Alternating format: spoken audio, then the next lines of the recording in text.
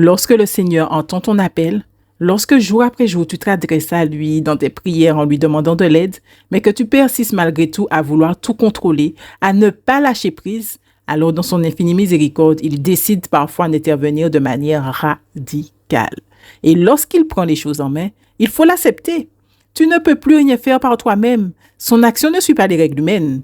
Il agit à sa manière, selon ce qu'il sait être juste et bon. Et sa manière d'agir est parfois propre à chacun, car nous sommes tous uniques avec nos tempéraments, nos sensibilités, nos aspirations profondes et j'en passe.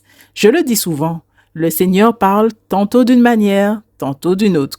Il parle souvent en réalité. Mais encore, faut-il savoir le reconnaître au milieu du tumulte du monde et surtout savoir l'écouter.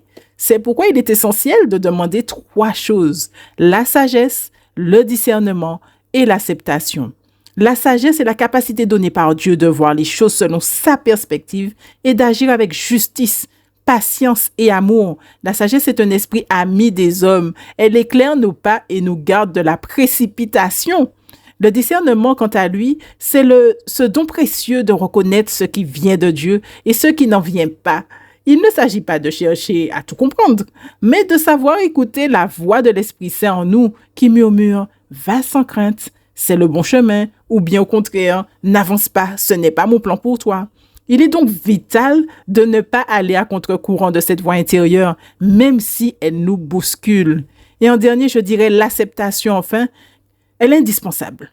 Elle demande l'humilité et la foi, car lorsque nous demandons à Dieu d'intervenir dans tous les domaines de notre vie, il faut ensuite accepter ce qu'il nous demandera, même si cela ne correspond pas à nos préférences ou à nos plans.